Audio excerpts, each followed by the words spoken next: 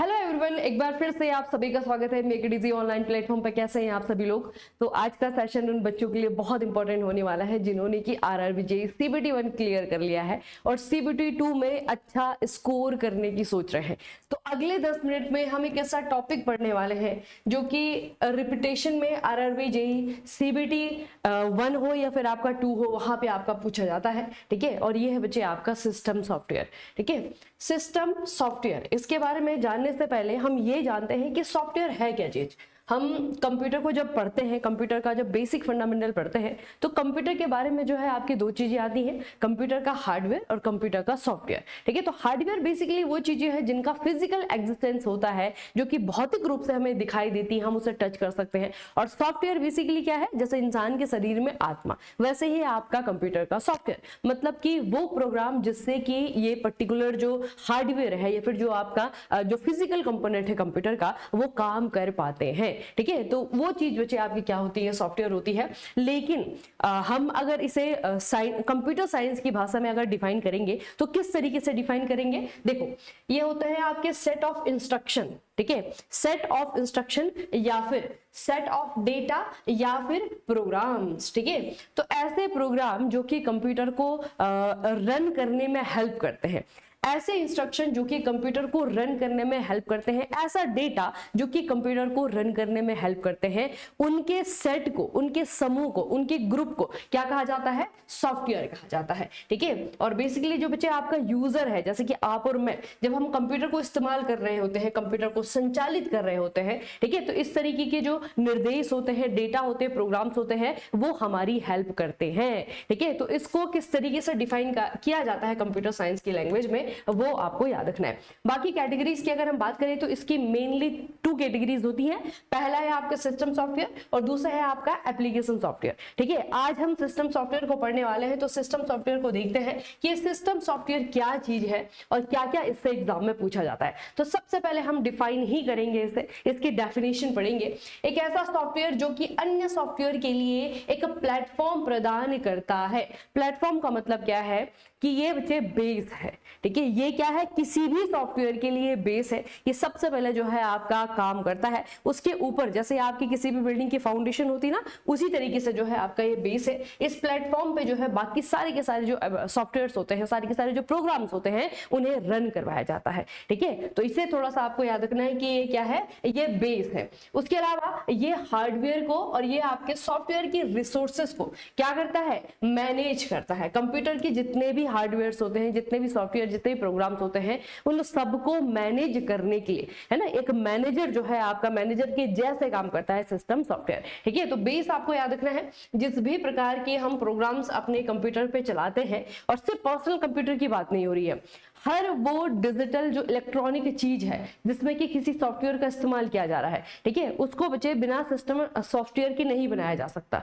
ठीक है, पर्टिकुलरली वो अगर वो किसी और चीज के लिए इस्तेमाल होने वाले जो आपके कंप्यूटर्स हैं, है ना, क्योंकि कंप्यूटर सिर्फ वही नहीं है कि हमारा लैपटॉप ही कंप्यूटर है या फिर हम जो पीसी पर्सनल कंप्यूटर इस्तेमाल कर रहे हैं वही कंप्यूटर है। हमारा जो फोन है वो भी आपका कंप्यूटर ही है। ठीक है, अगर आप हॉस्पिटल्स में जाओगे तो दुनिया भर की मशीनें वहां पे रखी गई हैं जो कि इस तरीके के जो डिजिटल प्रोग्राम्स वाले जो काम है वो करते हैं, है ना, तो वो भी आपकी क्या है, एक प्रकार की कंप्यूटर्स है। तो अलग अलग प्रकार की कंप्यूटर्स होती है, अलग अलग प्रकार की इस तरीके के जो डिजिटल इक्विपमेंट्स होते हैं वो डिजाइन किया जाता है और उसमें जो है आपका सॉफ्टवेयर का इस्तेमाल किया जाता है। ठीक है, तो याद रखो बच्चे कि जो भी सॉफ्टवेयर्स होते हैं, जितने भी प्रोग्राम्स रन किए जाते हैं किसी पर्टिकुलर कंप्यूटर में, उसके लिए बेस का काम कौन करता है, सिस्टम सॉफ्टवेयर करता है। ठीक है, इसके फीचर्स क्या है कि बैकग्राउंड में रन होता है। बैकग्राउंड का मतलब क्या है कि हम डायरेक्टली इससे इंटरेक्ट नहीं करते हैं। जो यूजर होता है, कंप्यूटर का यूजर होता है, वो डायरेक्टली सिस्टम सॉफ्टवेयर से इंटरेक्ट नहीं करता है, इसे आपको याद रखना है। ठीक है, इसके एग्जांपल में क्या है, जैसे कि आपका विंडोज है, आपका लिनक्स है, आपका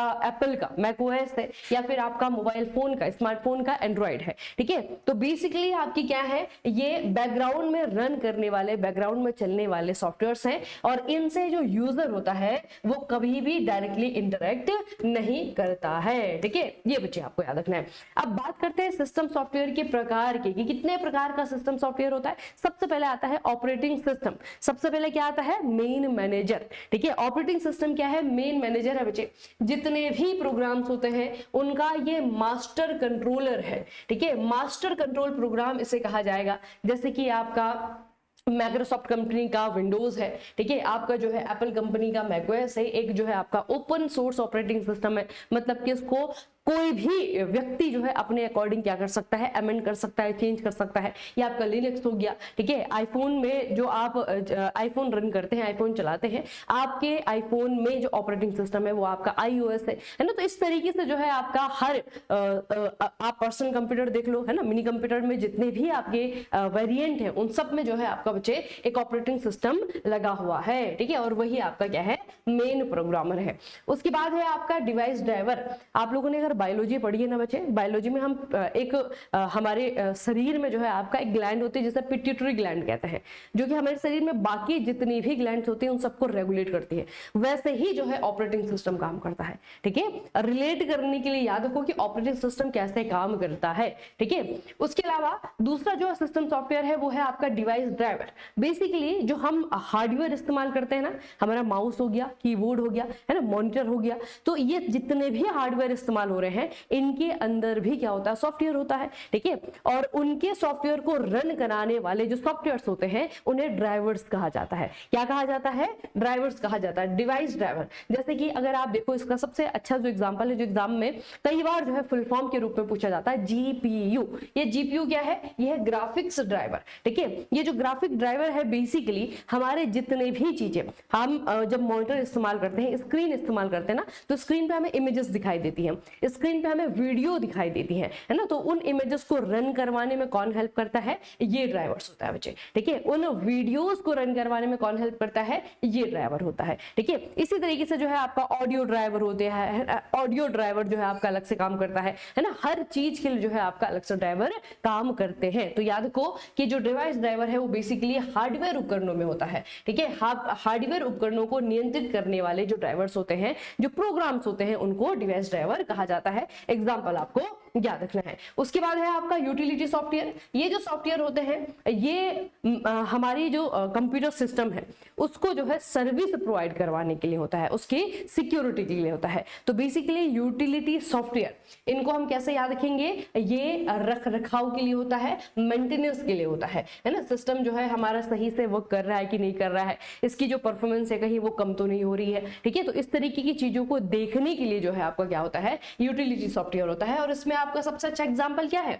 इसमें आपका सबसे अच्छा एग्जांपल है एंटीवायरस।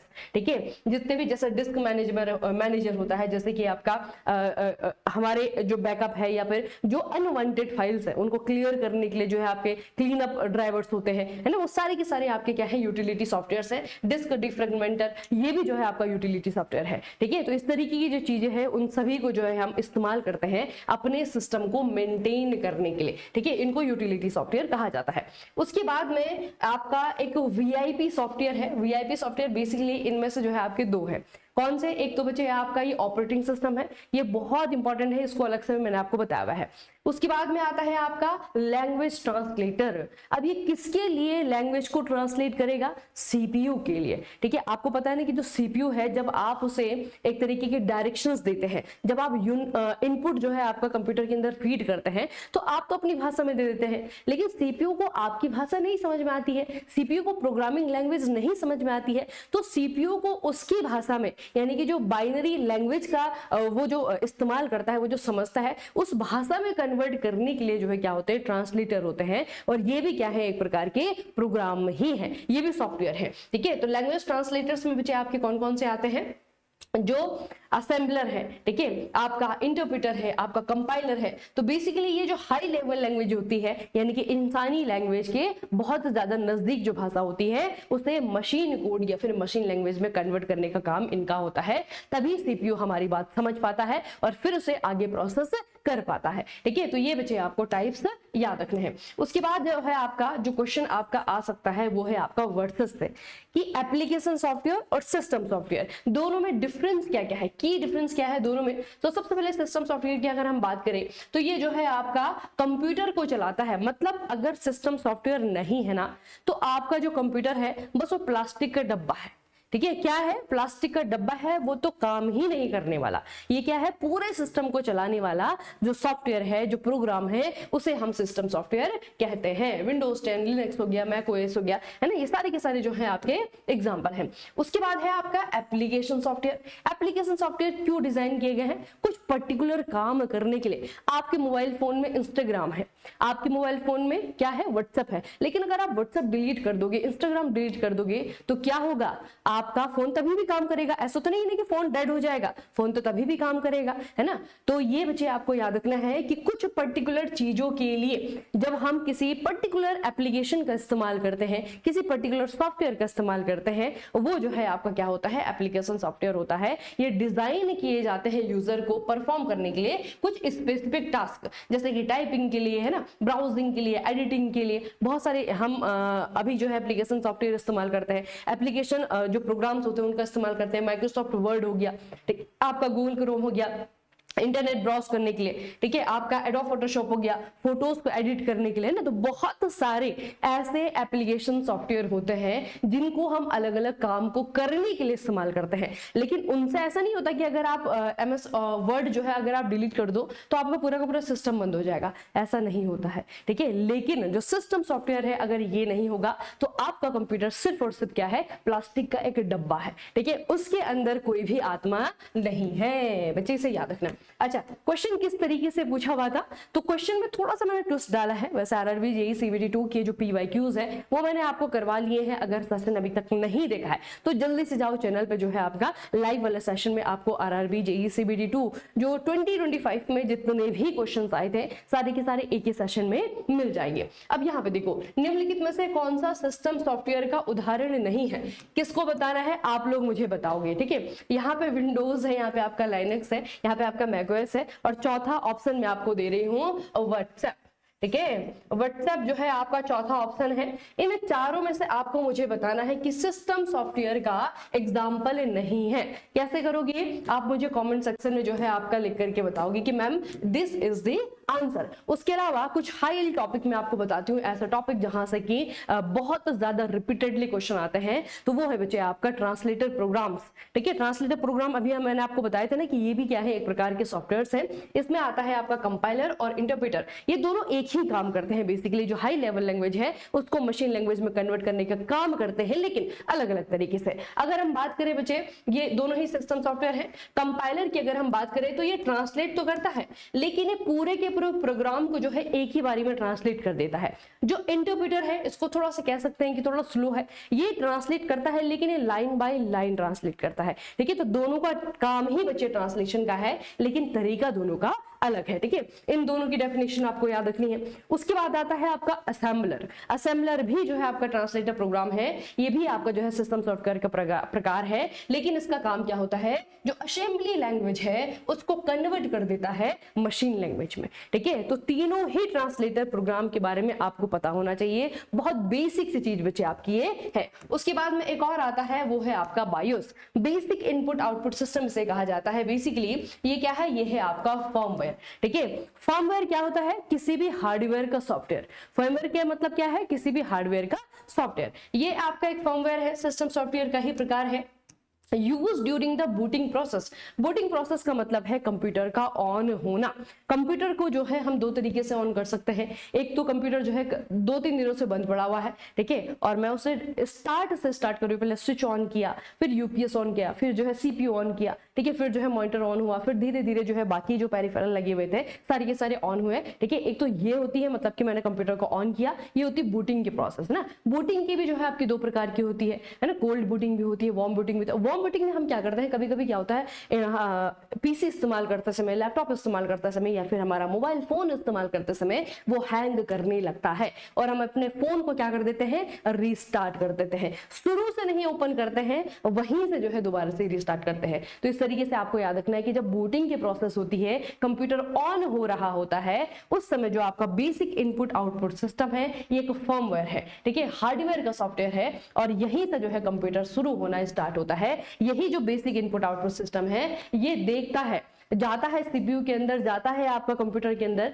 कि क्या इस कंप्यूटर में कोई सिस्टम सॉफ्टवेयर है या नहीं, क्या इसमें ऑपरेटिंग सिस्टम है या नहीं। अगर ऑपरेटिंग सिस्टम होगा तब आपका मॉनिटर ऑन होगा, अगर ऑपरेटिंग सिस्टम नहीं होगा तो कुछ भी जो है आपका ऑन नहीं हो पाएगा। ठीक है, तो ये बेसिक इनपुट आउटपुट सिस्टम आपको याद रखना है कि किस तरीके से वर्क करता है। ठीक है, और ये चारों बच्चे बहुत बेसिक सी चीजें हैं, लेकिन बेसिक के साथ साथ अगर आपको एक्स्ट्रा ऑर्डिनरी चीजें भी पढ़नी है, आपको वो भी पढ़ना है जो कि आ सकता है एग्जाम में। ठीक है, और कंप्यूटर हो, चाहे आपका इन्वायरमेंट है, चाहे आपके जनरल साइंस हो, या फिर आपका जीके हो, या फिर आपका करंट अफेयर हो। ठीक है, जो 50 नंबर का नॉन टेक है आपका आरआरबी जेईई सीबीटी 2 के लिए, वो बच्चे आपका क्रैश कोर्स के माध्यम से कंप्लीट करवाया जा रहा है। आप लोग जुड़िएगा सेशन में, आप लोग जुड़िएगा इस कोर्स में। ठीक है, कहां पे? मेगाडीजी मैकेनिकल में। उसके अलावा जो है आपका इन्वायरमेंट और कंप्यूटर, किसी को अगर पूरा बेसिक टू एडवांस पढ़ना है, ठीक है, इन्वायरमेंट और कंप्यूटर किसी ने बिल्कुल भी अभी तक जीरो पढ़ा हुआ है, तो बिल्कुल बेसिक से पढ़ने के लिए बच्चे आप इसमें जुड़ जाइएगा। ठीक है, इसमें जो है आपकी प्रैक्टिस भी है, इसमें जो आपका थ्योरी भी है।